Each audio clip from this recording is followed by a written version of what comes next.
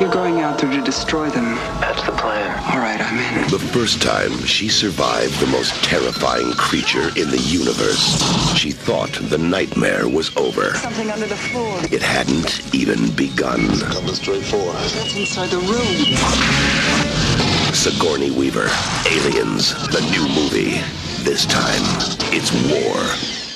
Although edited for television, tonight's thriller contains scenes of suspense and violence which may be unsuitable for young viewers. Parental discretion is advised. Excerpt from the foreword, "In Comics, No One Can Hear You Scream," from the trade paperback collection of Alien Stronghold by Mort Todd. Many people pick up the various Dark Horse Aliens products because of the original movie series, not because they are what you call traditional comics readers. And while comics and film are two similar but very different mediums of storytelling, this collection of Alien Stronghold is one of the most cinematographic comics ever published. This is due in no small part to the exceptional creative talents of writer John Arcudi and artist Doug Monkey, who fashioned the 4-issue series with such an amazing plot that you were forced to keep turning the pages as you absorbed the visual detail and storyline. From the very first page, when Andy approaches the camera and pulls out to reveal the alien queen, the pacing of the story and art draw you into Stronghold like a film would. Like a good horror movie, this story inspires fear, a sense of excitement, and plenty of laughs. Laughs in an alien story? Sure. There's a thin line between horror and humor, and the Arcudi Monkey team knows how to straddle it like a bucking bronco. Amongst the gore, there are guffaws in a way that make the characters seem more real, if not more human, since many of the leads are not actually Homo sapiens. The tension between Dean and Jerry in Stronghold is amusing, and you wonder if the talking alien synthetic has a high nasally voice that the French would love when he banters with the armored, specialized synthetic Dean. In some hands, it would be considered a creative crutch in the soundless medium of comics to further the plot by giving a usually speechless alien a voice. Here, however, it adds to the singularity of Jerry. Besides, the creators have proven that they can tell a story with a mute character, as seen in the recently released, and assuredly in the future award-winning, masked spin-off series, Walter. There are several well-fleshed out personalities in Stronghold, making you despise,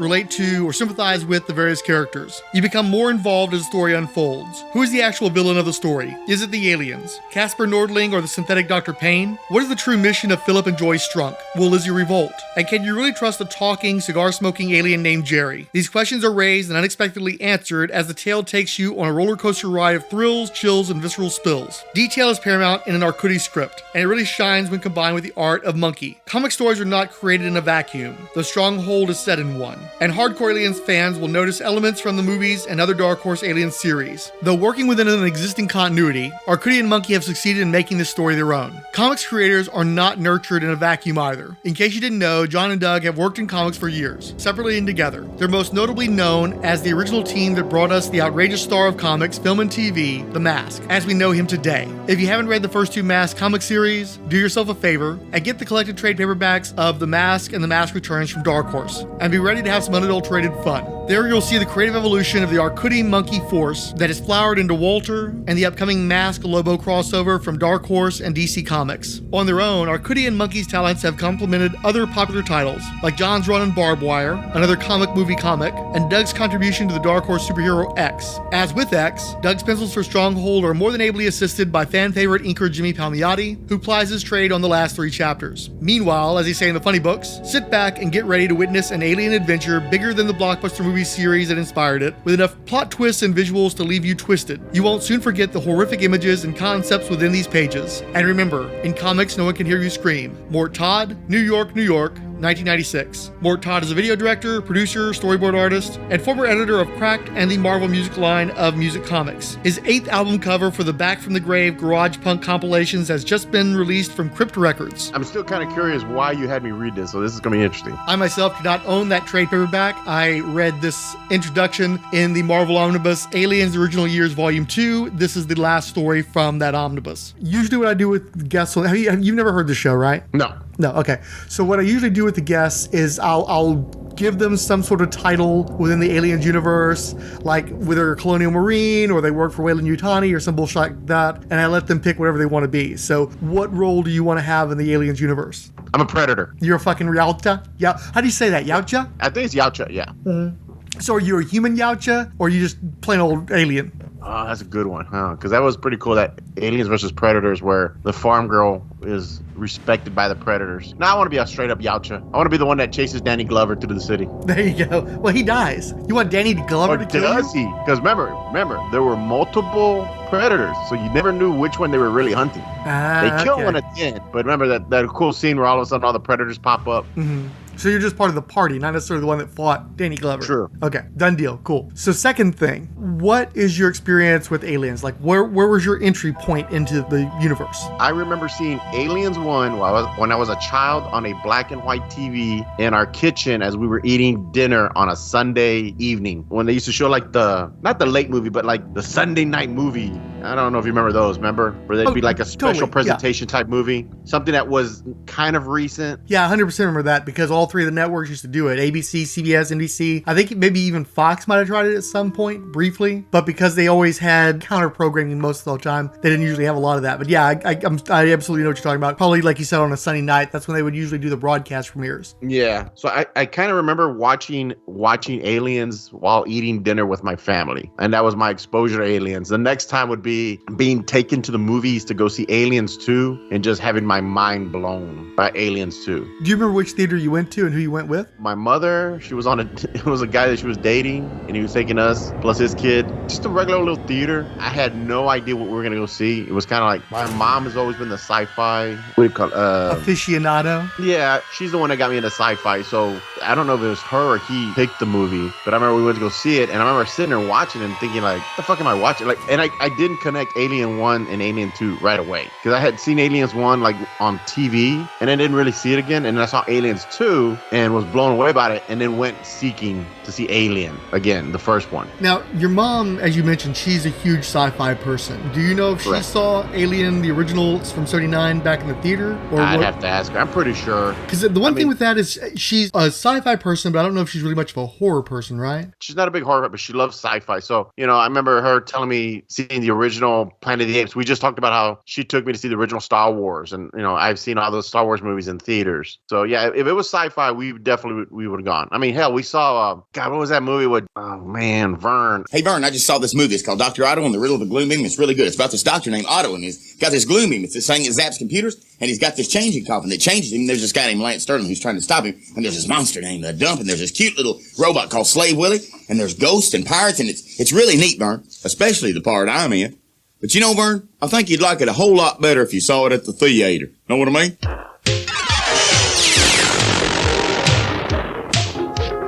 Coming soon, Dr. Otto and the Riddle of the Gloom Beam in a couple of desperate theaters near you. Oh, yeah, I know you're talking about the Ernest P. Worrell movie, the weird one. Yeah, the one where he's got the fingers on his hands, or fingers on his head, yeah. If it had sci-fi, we were going to go check it out. Does your mom have any particular interest in the Alien franchise? No, I don't believe so. Okay. I mean, I'll watch something and I'll bring it to her attention. Like, I got her to sit down and watch the new Blade Runner, and she liked it. But I don't think my mom goes out and seeks these movies anymore. I mean, Dune, she's very interested in seeing Dune too, because we watched the first Dune together and she loved it. At least you saw them in order. I saw Aliens and then went back to Alien. You saw Alien first, but apparently it didn't imprint on you as strongly. Is it because you were seeing it in black and white, or is it just a stronger reaction to Aliens? We had a small TV in the kitchen, so it was one of those things where you saw it on the small TV. I remember being scared. The two scenes that pop up to me, of course, is when John Hurt has the alien pop out of him. I remember that, and the scene with the android spitting up milk, which I thought at the time. Those two scenes stuck out in my mind, and I remember being more scared of the movie. But again, we're talking about watching this on a little black and white TV in the kitchen as it's on a counter. We're sitting at the kitchen table trying to eat, and I'm trying to watch but also eat my mashed potatoes at the same time. And I hadn't fully mastered the multitask needed for something like that at the time. The John Hurt part, I remember seeing that and I was thinking like, oh yeah, that's gonna leave something in my mind for the rest of the night. And then the android spitting up milk, I remember thinking like, why is he spitting up milk? Right. I couldn't place it yet that it was blood. It is a little weird. Again, you have to know watching movies in black and white was sort of an art, because you couldn't necessarily tell what something was because it's in black and white. Let me correct myself. It wasn't a black and white TV, but it wasn't a TV that had like fucking 4K colors and shit. The colors were definitely muted. I can't remember if it was black. I don't want to say it was black and white because I kind of remember seeing a little bit of color. I mean, you remember those old TVs that you had in the kitchen, right? Yeah, I mean, again, ones. these things were barely larger than a tablet with a fraction of the resolution. Correct. So, I mean, I remember you could make out the blacks. I could make out the milk. I could make out like reds colors. But of course, all colors were muted. And then you saw Aliens in the theater. And Correct. just seeing it theatrically is probably going to be more of an experience. But did it impact on you more strongly because you were older? Or were you just more drawn into that story? I remember watching it thinking like, oh, this is fucking G.I. Joe in space. Like that was the first thought that went through my head. Loved it from the drop. The alien itself, I remembered what it looked like. And I'm like, I've seen this creature before, but I couldn't put those two movies together. And I remember seeing Sigourney Weaver, and I didn't quite understand when she was talking about like being in space and what was his name? The villain, not the villain, but the squirmy guy, Carter Burke. Like, Carter being like, when they're talking about her, being lost in space, I couldn't put them together. Now, when I went back and rewatched the first one, it enhanced the second one 10 times fold. Well, and this is an instance too where you definitely had sequels before Aliens, but that's a pretty tight comic booky continuity too. In a way that maybe Godfather 1 and 2 doesn't feel the same way since it's more of a family drama. This is like, I had this confrontation and this location, and it just feels more comic booky. Well, I love the fact too that they're talking about how like, she had been floating in space for so long. Her daughter was an elderly woman now. Was she? In the movie, was her daughter still alive? No, that's something they referenced in the director's cut about a decade later. It was on, I think, first it was on the Laserdisc, and then they had a special 10th anniversary VHS release that one of my customers at the comic shop that we were at, he actually gave me a copy, and so that was my first time getting to see those scenes. You were aware of it if you read magazines, it's like some of the sci-fi magazines and stuff, but they didn't actually have it on film for you to watch until Laserdisc about a decade later. Because I remember you gave me the director's cut, the one, because there's that one scene I love where they have the automatic guns, and they're just doing the countdown of the ammunition. Yeah, probably what happened is when I upgraded to DVD, I probably gave you that same VHS. No, you gave me a burnt version. I still have the burnt version. Less said about that, the better. And then, of course, we've both upgraded to, you've got 4K, I've got Blu-ray, so we've bought this in multiple formats, and especially as the time goes by, when we saw what probably gets a little hazy. During COVID, I did a Alien, because, everyone's stuck at home. I watched Alien, Aliens 2, Aliens 3, Resurrection, and then I watched, what was the fucking, the one with the, You talking about Covenant? Covenant. Or Prometheus? Prometheus, and then I watched The Covenant. What about the AVPs? I've seen them all. I agree with Fryho. The second one is better, but it's so dark. Half the movie, you lose a lot. But I mean, you have a fucking, face hugger jumping on a kid. It's a pretty fucked up movie. But still, out of all the Alien Predator, but I kind of like the first one too, where they're out in the snow and they have the temple and, the human sacrifices and stuff like that. Yeah, me, and Pussycat saw that one together, as I recall. Did we? I think we saw that at Edwards, yeah. That sounds about right. Yeah. I mean, that sounds like something we would have definitely gone down a group thing on, yeah. And I don't think you liked it as much the first time. I think it might have grown on you. I think you were bitching about it when we left the first time. Yeah, some of these movies, I think they've grown on me. Like, I won't lie, I've rewatched Ant-Man, the new one, because it's on Disney Plus, and it held up a little better this time. I didn't bash on it as much. I think sometimes some of these movies, they just need a little time. Like wine, you got to open them up and let them breathe a little bit, and you're okay with it. Or I'm just getting old, one or the other. Who knows? So talking about the different movies, though, did you see Alien 3 theatrically? I think I've seen them all theatrically, to tell you the truth. And how did you respond? Because for a lot of people, that was a deal breaker movie. They just hated that movie. It's a weird thing because I know that the continuity and losing the characters from Aliens would have been traumatic for you, but you also tend to really like fucked up dark turns. Yeah, I honestly, I liked it. I liked that the alien was a dog now, that they were on this weird prison planet / monastery. It was definitely a different take. I remember liking it. I was disappointed it was only one alien because I thought Aliens always works best when it's multiple, because it's scarier when they're coming from all directions compared to just one. Because the first movie was scary because it was one and they're in a tight little ship. This one, they're in a big monastery / prison planet, and it just felt like, I kept waiting for, during the movie, I thought that the queen alien was going to pop up sooner than she did. And then I know I did not see Resurrection with you because I have a whole story about that one, and that might have been before you and I were hanging out outside the shop. What was your circumstance there? Went to the theater, saw it. I started laughing out loud when the alien got sucked out the window. I was that asshole that laughed out loud in the theater. This was the one where you've got the clone Ripley and Winona Ryder and I and the thought that was stupid cool. little skull-faced hybrid. Ron Perlman, I love Ron Perlman. Always loved him since when he was Beauty and the Beast, when he was Beast back in the day on TV on was that CBS. Loved him. So I was kind of excited when I saw he was going to be in the movie. I was already kind of on board with the Aliens franchise. So I was cool with that. And the first half of the movie is great. I love it. You know how they have the aliens, they're testing them, the aliens, how they break out of their jail. All that is cool. The weird hybrid human alien thing that's when I was kind of like, okay, this is getting a little fucking weird. Like he's white, he has a human face, but he's still alien. And I'm thinking, well, there's going to be this grand battle. Because of course, I'm thinking Aliens 2, they have that great, you know, where she's fighting it with the giant suit, mech suit. Even on Aliens 3, they have this cool plan where it's chasing them through the building and they drop what that hot lead on it and smash it. So I'm waiting for that, and they shoot a hole in the window and it gets sucked out a window. Which was still kind of cool, just kind of fucking weird. And of course, this one was written by Joss Whedon, but he said that they spoke the words I put on the page, but they didn't do it the right way, and the wrong people were doing it. Do you think that's the case, or do you just think it was a bad idea in general? Well, I know he was a script doctor at the time. Let me put it this way. Do you think it would have been a better movie if Joss Whedon had directed it at that time? Or do you think it was better off in the hands of the actual director? I'll have to agree with Machine on this. He did a great Avengers movie, but then when he did the Age of Ultron, he just, I don't know. I don't think he's as great a director as he thinks he is. Though I do love Firefly and Serenity. Those are some of my favorites. Honestly, I don't know. I can't really judge on that one because, again, I thought the movie was, for the most part, pretty enjoyable. And I mean, it didn't kill it for me. It wasn't like a fucking deal ender or deal breaker for me. It was just kind of like, it's kind of weird, like shooting out a window and having the alien get sucked out. I'm remembering that correctly, am I not? It's been a while since I've seen it, but that sounds right. I think that's probably what happened. Yeah. I just focus on the hybrid alien, so I completely forgot about the other alien, you know. Yeah. Oh no, that was a great scene where they were showing like where they kept reproducing her to try to create, and she technically is like a hybrid human alien because she does have acid for blood. So shit like that was cool. And cool fun fact, apparently she did that 3-pointer shot from behind the back was actually her, no CG. Went try to, yeah. So what about the two prequels, the Prometheus and Aliens Covenant? I rewatched Prometheus. I think I might have fallen asleep during it. I mean,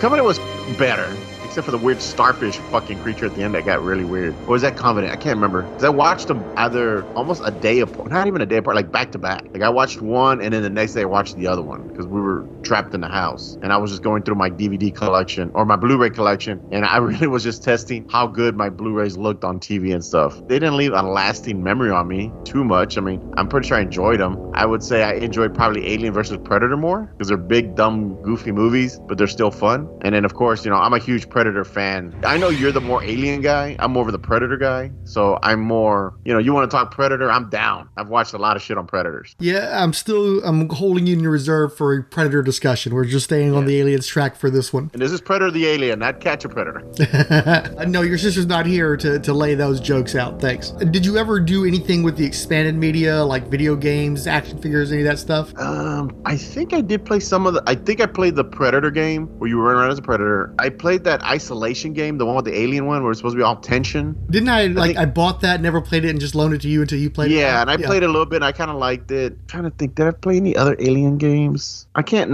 nothing comes to mind. None of the arcade games, no Nintendo, Sega, anything like that? I played the shooter one. I think there was one where you were a Marine and you're shooting them with the guns. I remember playing, I think that in an arcade, but that's the only one comes to mind. But I can't think of any, like, Aliens is one of the thing where I've read more of the books and the comics and the movies. I don't think I've interacted with the games as much, and I think I've had like 1 or 2 toys. Fryho gave me this cool little alien that I have up in my man cave, and I think I bought at one time, or someone had bought me the chest burster. It's like a scarf, so it kind of goes around your neck and stuff like that, but I don't know where it's at anymore. And that's in terms of like product wise. I never had an Aliens t-shirt, which is kind of disappointing. I'm gonna have to rectify that. I do have a toy, some of the books. Yeah, I was gonna ask you too. I actually bought a Giger book just because it had a lot of the cool alien stuff in there. But he sexualized it with tits and shit like that, so it was pretty cool. Tits and vaginas, so that was pretty cool. But pretty much it.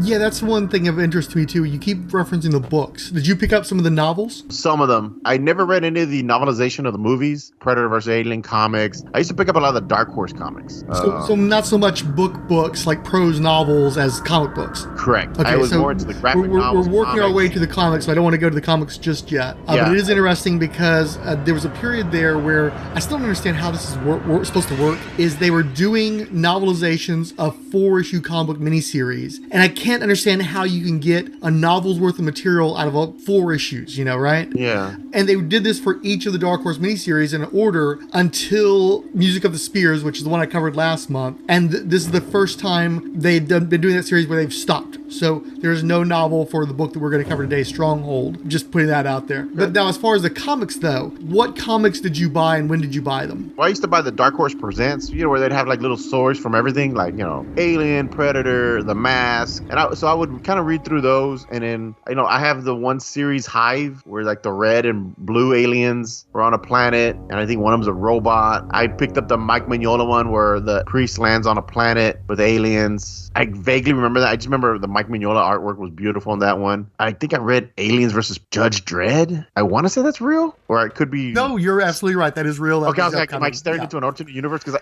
in fact, I think there's 2. I vaguely remember reading that thing because I remember I was into Judge Dredd because I watched the Stallone movie and I'm like, well, the book got to be better than the fucking movie because the movie was garbage. But let's just check it out. And I remember some people had told me about Judge Dredd and like all these fucked up versions of it. So I was like, let me give it a try. And I just picked up Alien was my gateway to Judge Dredd. So I've read some Dredd stuff, not a lot, but some of it. But Alien versus Judge Dredd, Alien versus Predator. Did you ever read the miniseries that Sam Keith did? No. And you got some of the trades, I take it, too?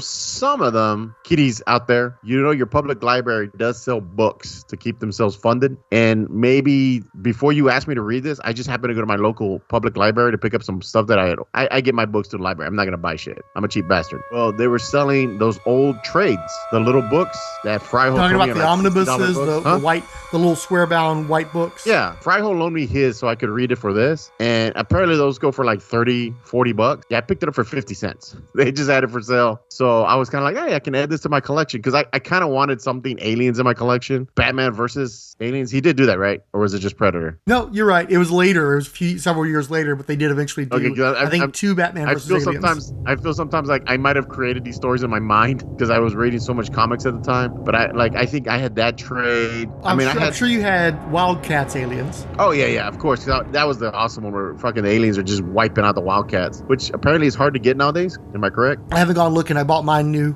Because I know the ambiances, those are the ones that are supposed to hard to get. Dude, I picked up a lot of shit at your shop. So I would go through your quarter boxes and find all kinds of stuff there that I still have to this day. I think at one point I was trying to collect the comic versions of Aliens. At one time, I think I was trying to collect that. And I was kind of looking for that. Let's see. No, that's all I can think of offhand in terms of aliens. Was there any particular motivation for picking up those books, or did you just like aliens and was interested in alien stories? I like the aliens. I thought they were cool as shit. The apex killing machine type thing, it was just an interesting book. I like the fact that they attack in groups. No, I mean, it's sci-fi, dude. You're going to read it, but it's more sci-fi horror, where I would say, like, Predator's more sci-fi action. Or would you consider him sci-fi horror? No, I agree. I think Aliens skews more toward horror and Predator skews more toward action, which describes me as well. I like action too, but I'm definitely more of a horror guy, and that's probably part of the reason why I favor Aliens. Yeah. I'd completely forgotten this existed. I really didn't pay much attention to it, even when it was coming out. Dark Horse had another UK magazine called Total Carnage. Comics with an attitude! The first issue was released in 1994. I don't have any deeper dating than that. I don't think Mike's Amazing World has it on his website. They show Grendel Prime on the cover, painted by Simon Bisley, and it actually says introducing Grendel, I guess perhaps for the UK market. There's apparently reprints of the Batman vs. Predator miniseries, Bloodbath in Gotham, plus Mystic Mayhem in Army of Darkness, The Mask, When Lethal Weapon 3 videos, and it comes with a free tattoo, which is a heart that says Total Carnage, Comics with an Attitude on a banner, and then the heart is bleeding blood. So for you completists out there, it might be something to look into. Issue number 2 has an entirely new logo, features Ash Williams as painted by John Bolton on the cover of the Army of Darkness adaptation. Atop the banner is the phrase, "Your mother wouldn't like Carnage," and then Ash says in a funnily lettered caption, "But then we don't like your mother." You also have the opportunity to win 200 pounds worth of videos, and that's pounds in English sterling, not, American weight. I mean, maybe 200 pounds worth of videos might weigh 200 pounds. I don't know. Issue number 3, Not for Kiddies, Total Carnage. I guess they're going to change their catchphrase with every issue. It's a shame they immortalized one of them on a tattoo. This one has a cover of the Predator. I'm not sure who the artist is. I'm leaning toward Dave Dorman, but it's sort of like an extreme close-up. I think it's one of the variant covers from the Batman vs. Predator miniseries. I don't know if the mask was in the previous installments, but he joins Army of Darkness, Grendel. Schwarzenegger, spotlight on the vast action hero. Ba-dum-bum. Free competition, win last Boy Scout videos. Total Carnage number 4 goes back to Army of Darkness for another John Bolton cover. Ash is saying groovy, no catchphrase. 50 prizes to be won in our great Army of Darkness competition. Features, photos, Cynthia Rothrock, Full Metal Jacket, Brandon Lee, and the return of the Comics with Attitude. I think it's actually been in the bottom corner of most of the issues. I was just giving them shit. Total Carnage number 5 goes back to Bisley, Grendel Prime. They're definitely screwing around with the logo with pretty much issue by issue. They've got Grendel Prime saying, "Chew on that, punk!" Another one of these raw Lobo style. Pretty much all the cover balloons have that raw lettering. Death stalks the swamps in Grendel. And who shall rule in Gotham? Batman vs. Predator. Plus Medieval Evil in Army of Darkness, the official movie adaptation. Extra Blade Runner, the creator's cut dissected. Total Carnage number 6. Dave Dorman Predator cover taken from the, what do you call it, a Tetrach, the 4-part gatefold cover from Dark Horse Comics number 1. Predator saying, "What you looking at?" Predator triumphant in this issue's Batman vs. Predator. Exclusive interview with Chow Yun Fat. Win videos of The Unforgiven and Planet of the Apes. Number 7, back to Army of Darkness. I don't know if this is a cover or an interior page. Ash is saying move it or lose it to his evil doppelganger. Extra Star Trek, Clint Eastwood, Sean Connery. Win Stephen King videos. Number 8, back to Simon Bisley, Grendel Prime. Horror on the High Seas in Grendel. Attitude? What attitude? Plus the shocking climax of Army of Darkness. Extra Batman vs. Predator, The Mask, The Fugitive. And Fugitive Comics? 20 Rutger Hauer videos to be won. That is so amazingly specific. 20 Rutger Hauer videos to be won. Better have Split Second or Riot. 9 has the Dave Dorman Aliens vs. Predator cover that was also used for an issue of Hero Illustrated that I thought I had and don't. It's got the Predator saying, "Get down." New this issue, Aliens Predator, Deadliest of the Species. Free Predator postcard. Plus comics. Batman vs. Predator, The Thrilling Climax, Grendel, The Mask. Extra features, Bruce Lee, Reservoir Dogs. Win Fugitive shirts, Army of Darkness videos. And then issue 10 of Total Carnage, featuring a fuchsia background and banner. Very curious choice, but it was the 90s. This is the cover for Aliens vs. Predator, Deadliest of the Species number 1. Nightmare Hunter. Action Director Supreme John Woo interviewed. Extra, Grendel Into the Heart of Darkness. The Mask, Mirthful Mayhem.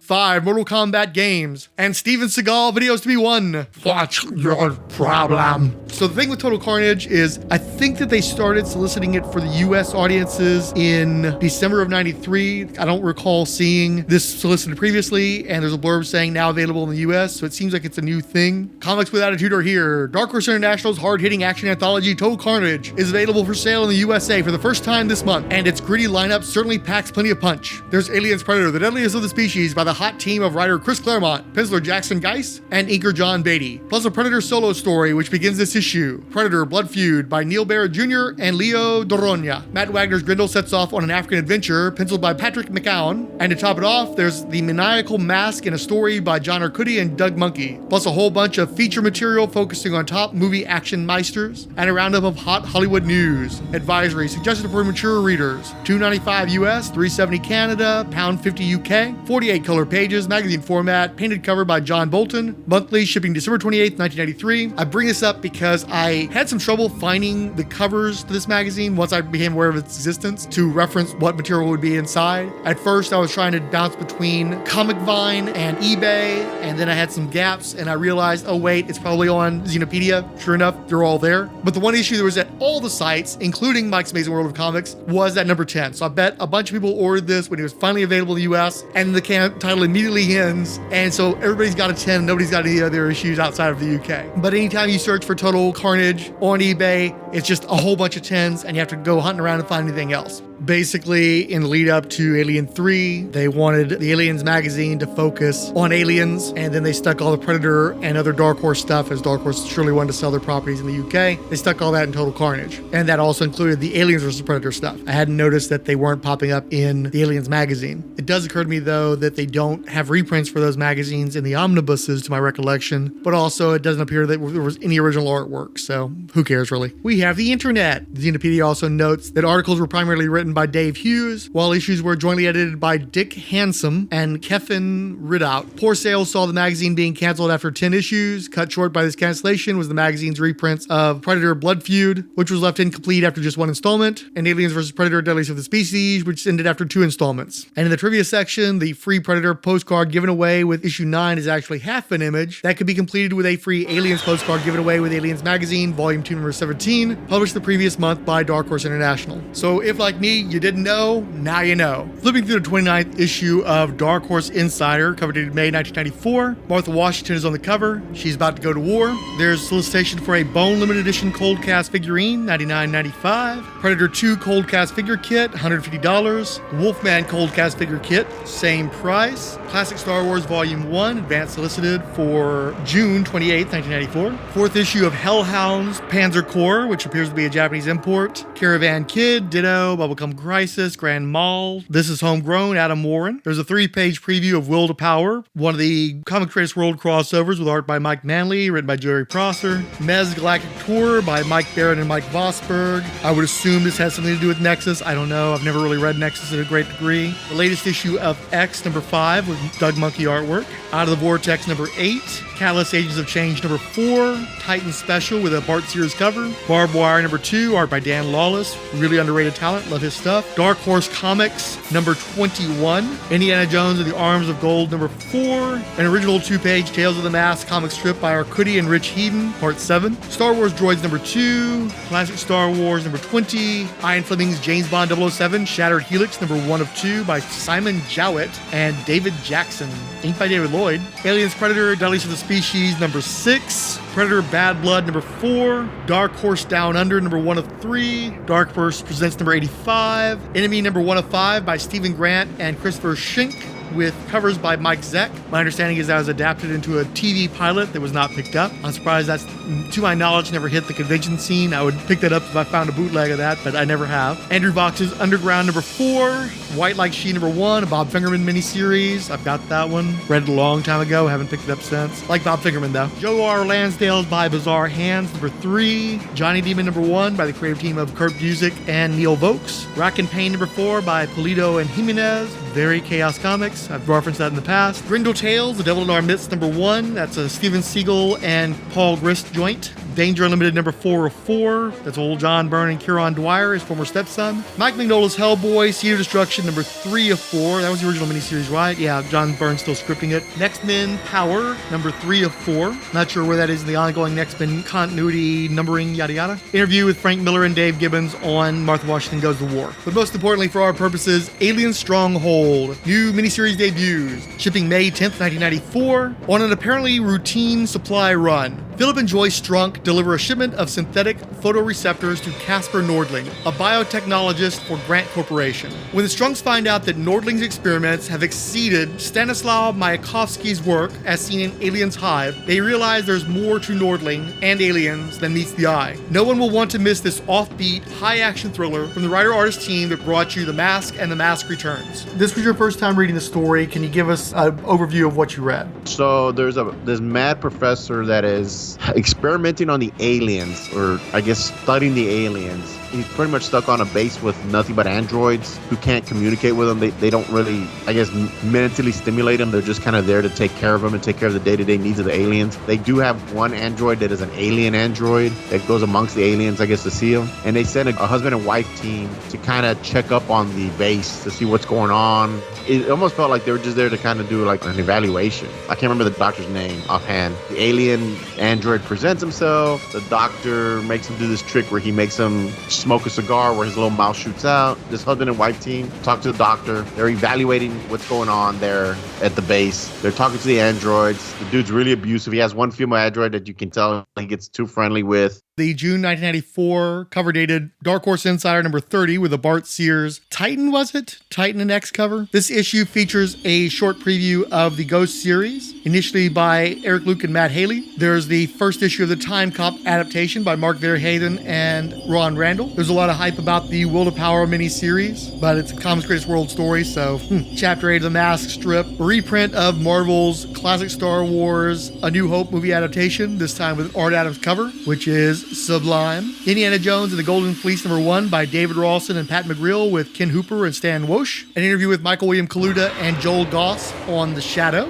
First of 2-issue adaptation, written by Kaluta and Goss, illustrated by Kaluta, painted cover by Kaluta. You know, I don't recall ever checking that out. I really ought to. I want to see how Kaluta draws Penelope Ann Miller. There's a sneak preview of Paul Chadwick's Concrete Killer Smile. And copy from Alien Stronghold reads, after watching Casper Nordling conduct nearly sadistic experiments on an alien chest burster, Philip and Joy Strunk question Nordling's motivations and consider bringing the scientists up on charges. But will Nordling's synthetic alien allow them to do it? The suspense mounts. Monthly, shipping June 14th, 1994. The husband and wife team start going over the books and stuff and seeing a lot of discrepancies. Turns out some of the alien eggs are disappearing, or the queen eggs are disappearing. It turns out that the doctor is selling them to another corporation. They're there to buy the eggs. The dude was kind of fucked up in the head because like the group that's buying the eggs from him gave him fake money, so he gave him these killer cigars. The story seemed to be that the doctor just kind of went crazy because the only things around him were either aliens or androids, and he just slowly went mad and totally without corrupt human too. contact. I don't even know if he's really mad. I think he's just completely corrupt and has no more morals, like, because he's been surrounded by things that he doesn't see as human, so he just does whatever the fuck he wants to. Well, and if he's raping an android or whatever, it doesn't matter, you know. When I was reading, I'm like, okay, Frank gave me this for a reason. There was some kind of deep meaning. So the only thing I could come up with is the aliens are all instinct, and the androids have no instinct, no soul. So his moral compass really has nothing to compare itself to. So it's almost like his moral compass just goes spinning out of control because the aliens are running on instinct and the androids are whatever you tell them. Well, the thing is, you're giving me more credit than I deserve because you're going like really deep into trying to find subtext and stuff. I was like, I treated it almost like I was in an exam. I'm like, okay, Frank gave me this story, so I got to really read it. I'm going to really pay attention. I'm bad with names, so of course all the names flew by me. But I'm like, I got to read the gist of this story because I know Frank's going to be like, well, did you know in 1984, the writer of the story, and I was like, so he's going to try to Frank the fuck out of me. So I'm like, let me really read this. So I was like, almost like Shakespeare. I'm reading it like, okay, why did the scientist go insane? Because his moral compass doesn't have anything. So that's how I read it. I was trying to get and it's true. See, the thing is, it does suit you because you tend to like the anti-heroes or the Breaking Bad type characters. You like the stories where somebody goes the wrong way and does the wrong thing. So it does kind of suit you, but that wasn't the plan. What happened was I started doing this Aliens podcast. The first few ones I did completely on my own.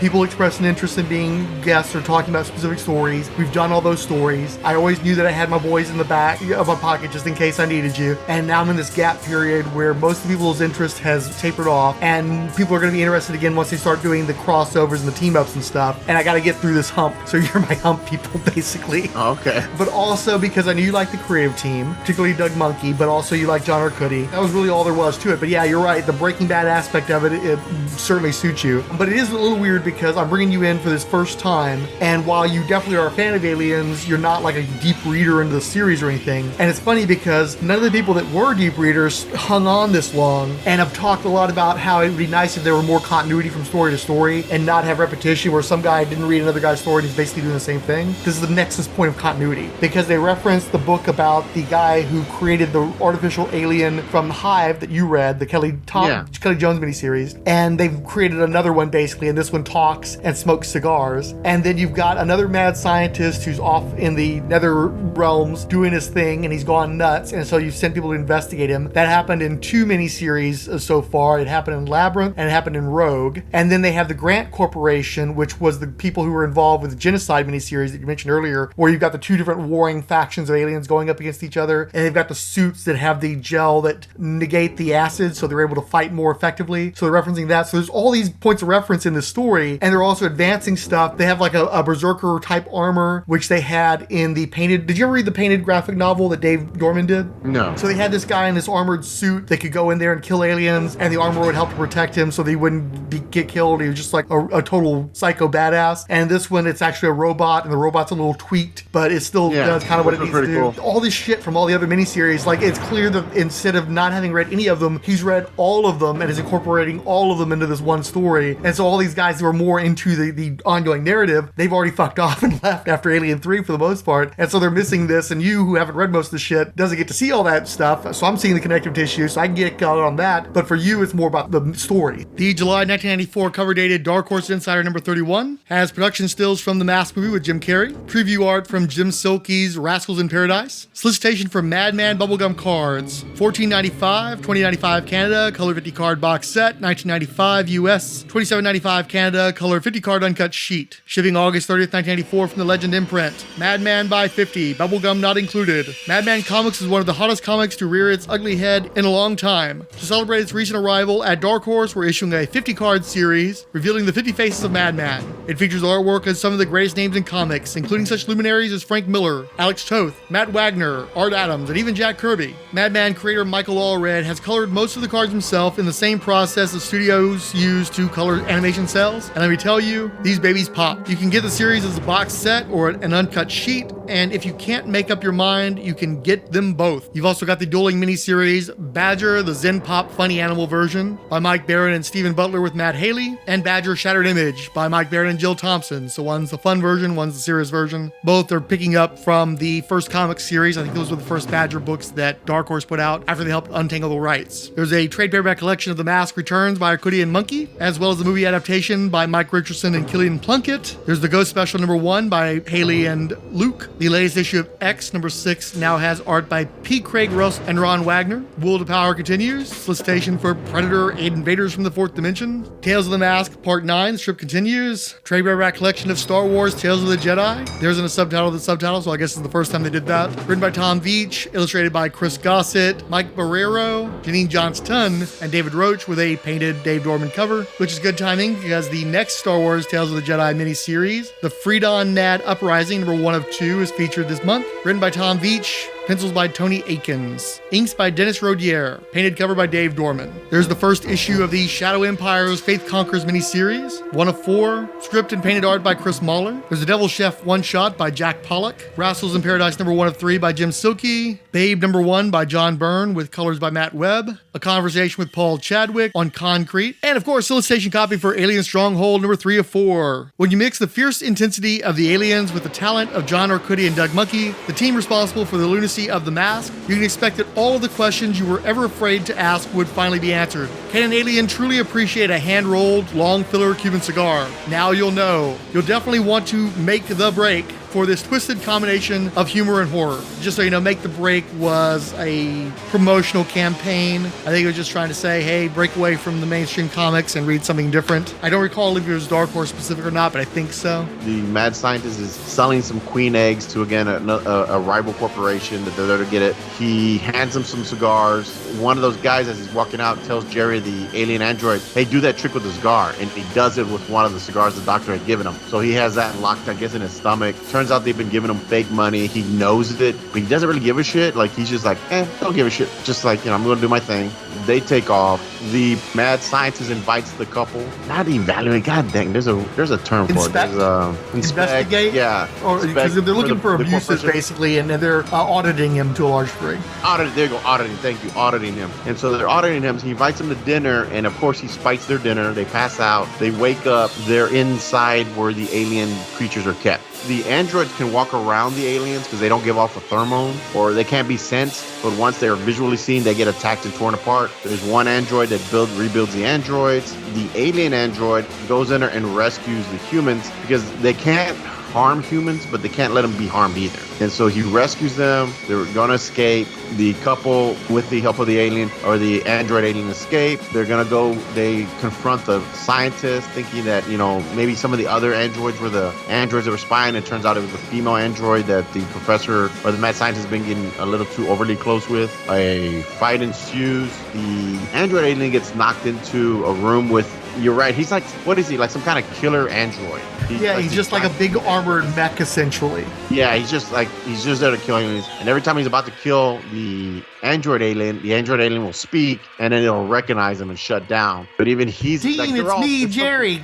Quit pointing your gun at me. There you go, yeah, Jerry, there you go. And so, the alien confronts him. The androids kind of have a sense like they don't like what's going on, but they can't challenge it because it goes against their programming. And all hell breaks loose. The doctor pulls a gun out on the couple, but he's not really a weapons kind of guy. They get the weapon away from him. The female android gets in the way. She gets damaged. They escape. The aliens are now breaking loose from their cage where they're producing the queen eggs. Of course, the rival gang or the rival corporation are flying. They light the cigar, kills them all. That's when you learn the cigars are dangerous. Dark Horse Insider number 32, covered in August 1994. We've got Arthur Adams wasting his talent on some of these comics' greatest world characters. I think Division 13. It's blue guy with an axe that looks African American and white chick with really long fingers and toes. Inside front cover has Evan Dorkin's Milk and Cheese saying, "Beware, we are coming for you." There's a solicitation for the Aliens Earth Angel one-shot. John Byrne's Next Men Lies sub-story begins. This is Next Men number 27, but Lies part 1 of 4. There's the Complete Concrete trade paperback collection, which seems a bit faulty because the Killer Smile miniseries is currently ongoing. There's American Splendor Special, A Step Out of the Nest. This was the one-shot drawn by Joe Zabel. There's also a conversation with Harvey Picard. Instant Piano number 1 is solicited. I'm sure this has been forgotten by the majority of people. Not a jury in the world would convict these guys of premeditated humor. Instant Piano is the snappiest slap-in-the-face comic to hit the racks in years and presents the most sharp-witted, cynical cartoonists alive, including Mark Badger, Kyle Baker, Robbie Bush, Steven DeStefano, and Evan Dorkin. If this one was any more spontaneous, it would combust on the shelves. If he told you it was like Milk and Cheese meets Ren and Stimpy meets Why I Hate Saturn, we would probably be looking at a lawsuit. So just trust us when we say it's good. This premiere issue features a color cover by Kyle Baker. There's the new Two-Fisted Tales Volume 2 number 1, featuring stories by Harvey Kurtzman, Leo Doronia, Don and Rose Lomax, John Garcia, and a reprint of a Wally Wood story. Classic Star Wars The Early Adventures begins,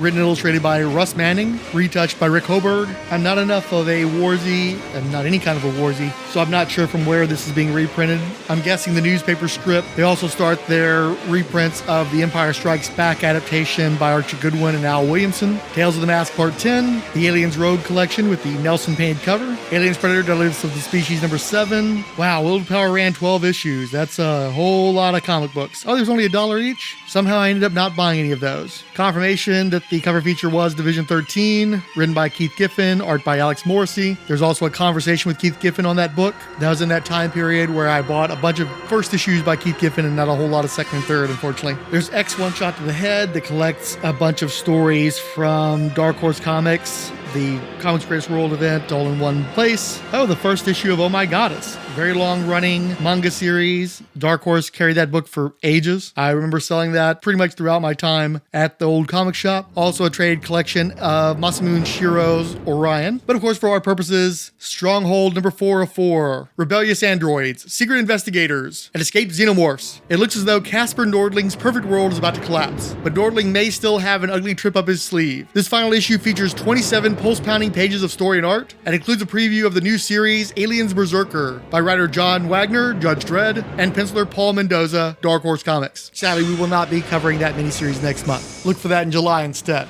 Next thing you know, it's all on war. The androids with the mech warrior and the alien android are all fighting the aliens. The couple are trying to get away, trying to get to a ship. I believe they get on a ship. I remember the ending. I just remember the very ending because the very ending is the professor or the mad scientist is leaving. He leaves the female android behind. All the androids get wiped out. Even the big mech guy gets overpowered by the aliens. And the end is Jerry popping up on the mad scientist and lighting the cigar. And the mad scientist had talked about how he had created these weaponized viruses, and one of them was in a cigar that would kill you instantly. And Jerry lights it in front of him, and you can already see the scientist's face like start to melt. He used the cigar trick with the android just as a gag, but he also, since he sort of associated himself with cigars as sort of his trademark, he'd also give people cigars at the end of transactions. And some of the cigars had a virus in them that was triggered by heat. So once you lit the cigars, you would melt and die. It was a horrible Ebola type thing. And because the Jerry alien android had been damaged by all that had happened, it no longer had the thing that stopped it from harming humans. And that's how he was able to light the cigar and kill the mad scientist guy. Yes. And I don't know if you caught it, but the alien is Jerry, the big robot is Dean and Jerry Lewis, Dean Martin. I never caught that just now. So what did you think? By the way, now, did you read Arcudi and Monkey in their earliest stuff when they were doing the mask? Because they basically they didn't create the mask, but they popularized it with their miniseries because they were the ones who did the real violent mayhem version of the character that sort of inspired the Jim Carrey version, but obviously that's like the baby PG version. They did the R-rated one. What was the main villain in that? That was like this big brooding guy. Yeah, that thuggish guy who was sort of like the Terminator, but he was just a human. But he was just like he's like Violent Marv, basically, like a prototype of Violent Marv. I mean, I have some of that stuff. I haven't really read it. I'm surprised. I thought that would have been your speed when it was coming out. I remember reading it because it is ultraviolet. Like I've read, there's 2 series. I think I read the second series where the girlfriend gets the mask and she's running around with a mask too. But yeah, no, I've read them, but it's been a long time since I've read them. I mean, we're talking back in the 90s when they came out. So your main frame of reference for them then is Major Bummer. Yes. But what did you think about this middle period? Because you missed most of the mask stuff. You got the Major Bummer stuff. This is somewhere in between. How'd you like the miniseries? I enjoyed it. I thought it was pretty cool. You mean the alien stuff? Yeah, the miniseries we just talked about. Any thoughts on it? I enjoyed it. I definitely feel like they definitely alluded to other books and stuff. Did they? It felt like there was other series that. Heavily. This book had more continuity than any other Aliens book I've ever read. Yeah, so that was the only thing. I kind of wanted to go back and read some of that other stuff that it alluded to, but I enjoyed it. It was cool. It definitely felt like right up their alley. And some of that art was pretty detailed. What did you think about that?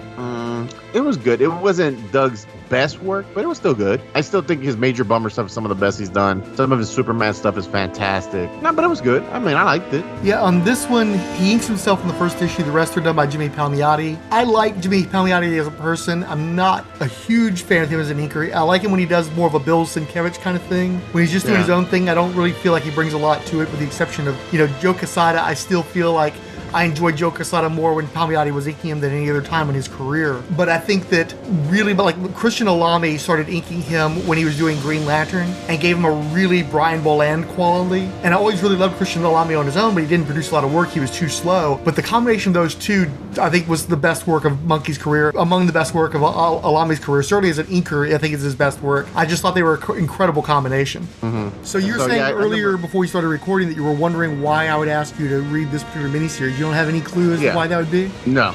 I thought you were just fucking bored. You were like, let me fuck with him for a while. Well, did you happen to catch the creative team on the book? Doug Monkey. I'm a big Doug Monkey fan. And what was the writer? The writer was remind me? John Arcudi. John Arcudi, yeah. And I did like Arcudi I liked some of his stuff. You liked Major Bummer. They were the creative team on the Major Bummer series. And you also like Hellboy's Expanded Universe, which John Arcudi wrote a bunch of. And you're a big fan of Doug Monkey's art to the point where you actually communicated with him and bought original artwork from him. Or at least his inker, right? No.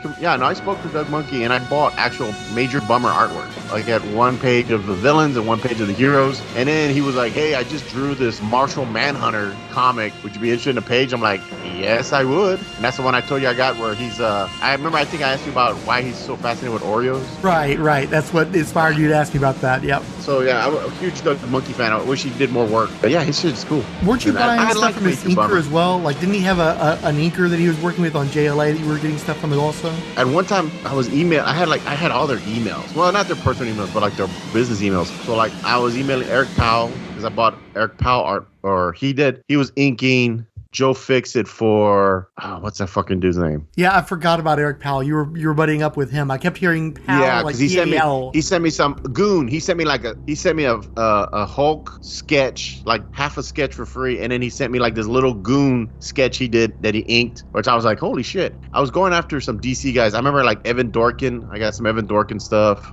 I mean, it was just different people. And honestly, I looked out where I wasn't buying from shops. I was actually contacting the artists. Every once in a while, the artists will throw their like, hey, this is my email. You want to send anything? And yeah, that's how I got a lot of my artwork, was actually through the actual artist. Well, you were also in the early days of eBay when you could get really super like $20 deals on pages and stuff. Oh yeah. No, yeah, that was like, well, that's when I was chasing my Fixit stuff. I'm trying to think of some of my other artwork that took, like the Texair. I was emailing him when I bought that Wolverine page. The ones that I got from eBay would be like the Joe Fixit. some of the Hulk stuff. I have multiple Del Keones, but one Keone I did get from his inker. I did get a Punisher page by Mike Zeck, but I got that from the inker. But that's the one that's damaged. Yeah, water damage. That's why the guy gave me such a good deal on it, because it was water damage in the corner. I was like, don't give a shit, dude. It got the Predator. It has the Punisher killing somebody with a blade, or at least about to. Look, it's Zeck stuff is hard to come by these days. The what now? Zeck doesn't produce anything anymore hardly, so just having a Zeck is enviable.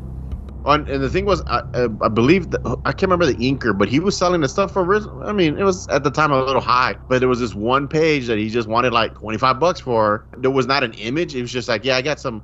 I think he said throwaway pages for $25. I'm like, I'll take one, and he sent me that one. There's water damage in the corner, but it's the Punisher, Mike Zeck's Punisher, fucking sitting there with a fucking like a knife, military knife.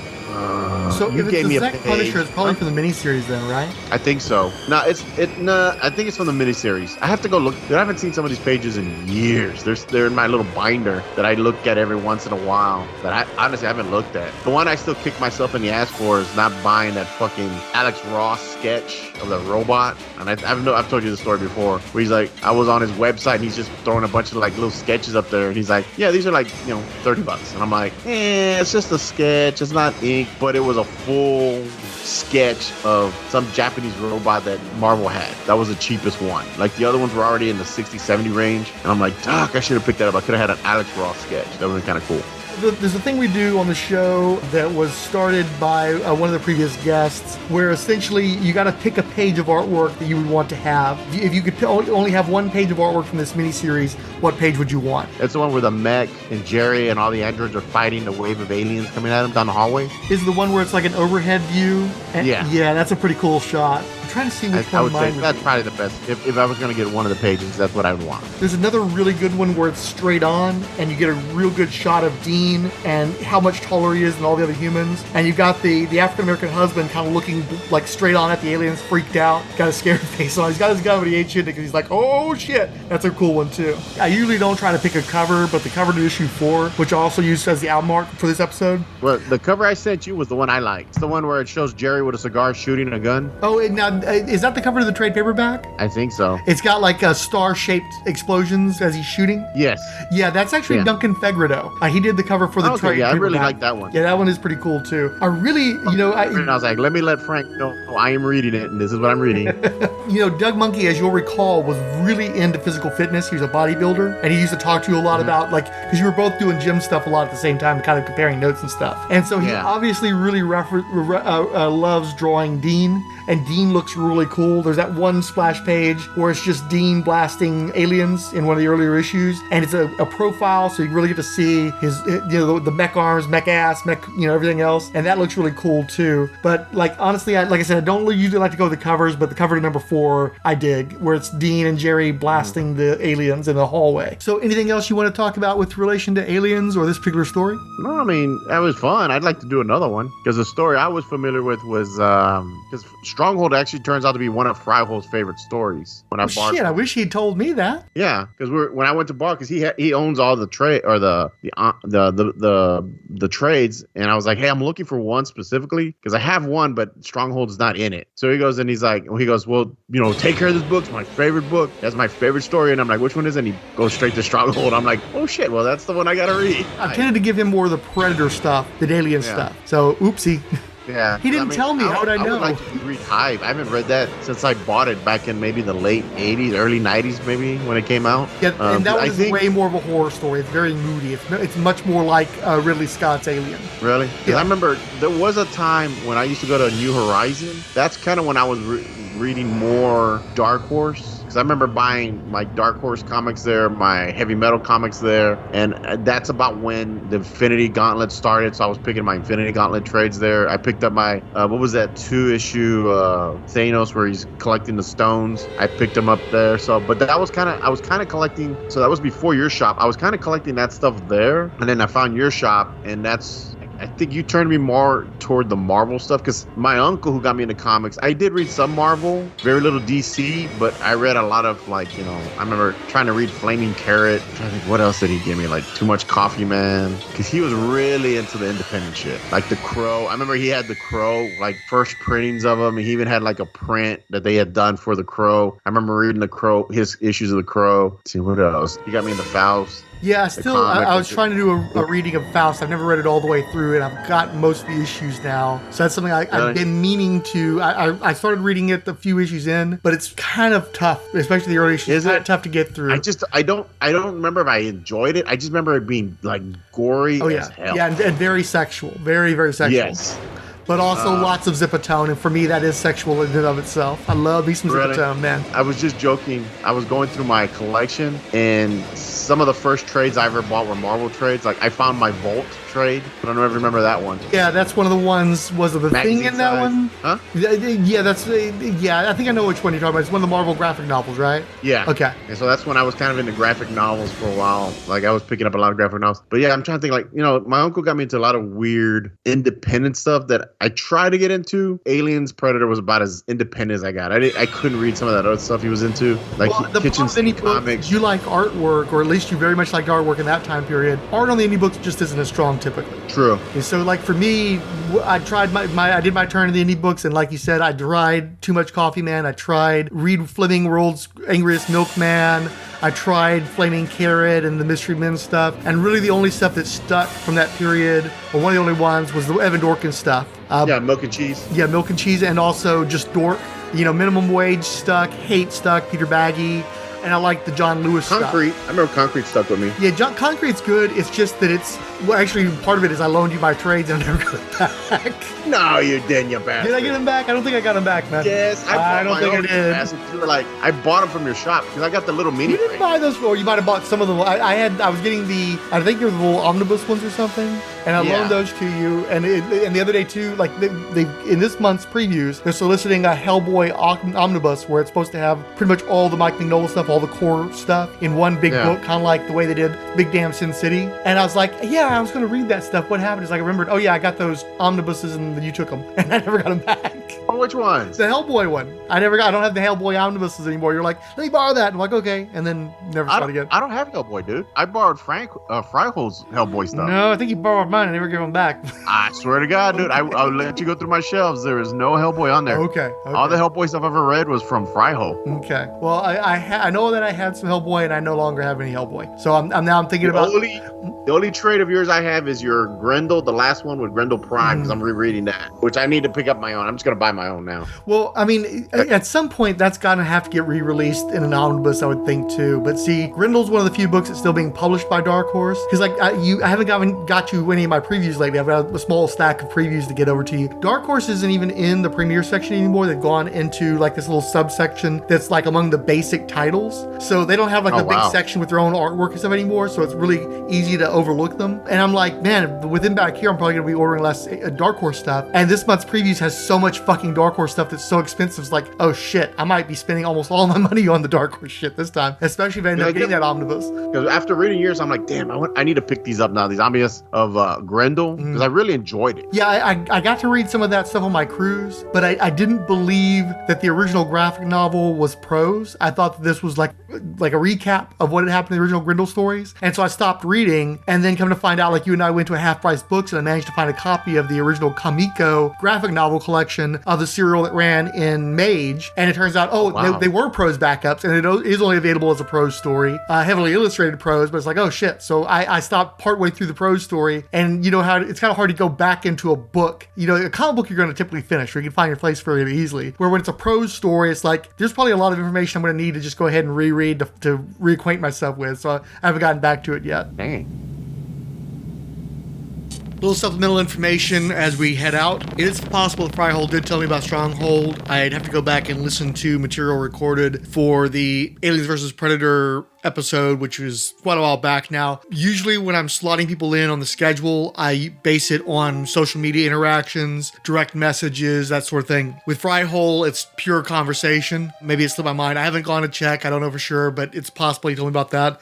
If so, I apologize. I also haven't covered the sales information in a while, so just as a frame of reference, the latter issues of Aliens Colonial Marines were selling initially in the early 20s out of Capital City distribution, and then for the last 3 issues, they dropped into the teens. The final issue with a date of October 1993 was 14,650 copies. Aliens Labyrinth was out after that time period and still selling better overall in the same time period. First issue was 28,500, second was 21,975, third issue was 19,750, fourth issue 16,500. Alien Salvation one-shot sold 19,050, but keep in mind it had a higher cover price. Still outsold by Sacrifice, surprisingly, 21,925. Just a reminder, Mike Mignola's art wasn't always everybody's taste. The Alien Special sold 20,099 copies. This is from June 1997, so this is after the market had already tanked and hadn't really come back yet. So I think that it was just a matter of the cover was appealing, the cover price at $250, half of the price for the 2 one-shots, probably contributed to better sales. Also, there might be an absence allowing the heart to grow fonder, because I'm amazed at how it took me so long to get through 1993, and with Stronghold, we're almost done with 1994 already. So maybe the absence of Aliens product helped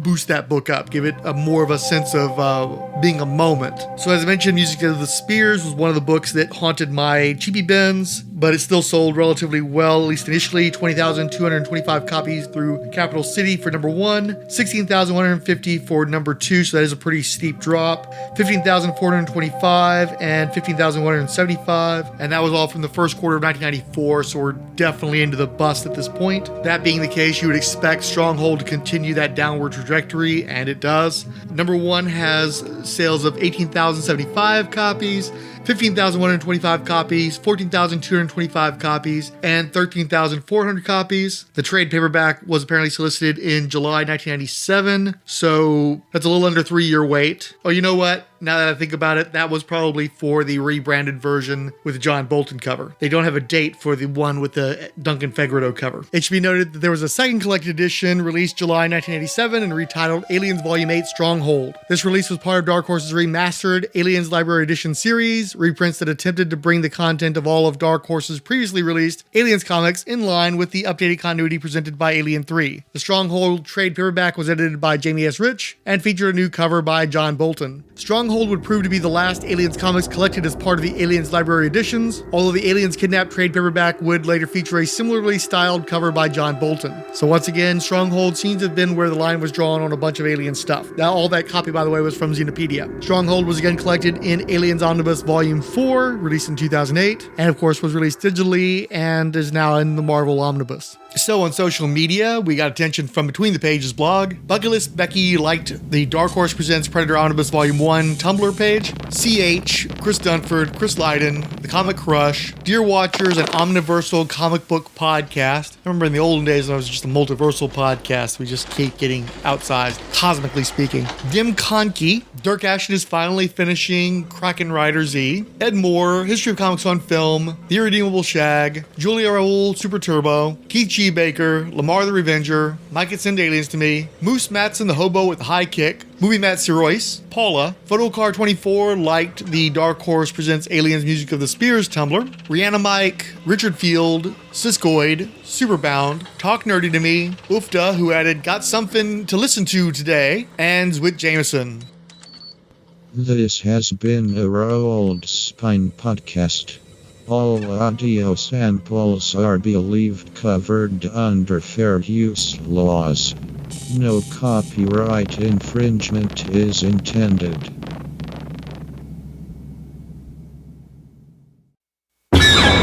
Coming in June, Dark Horse presents It's a Secret.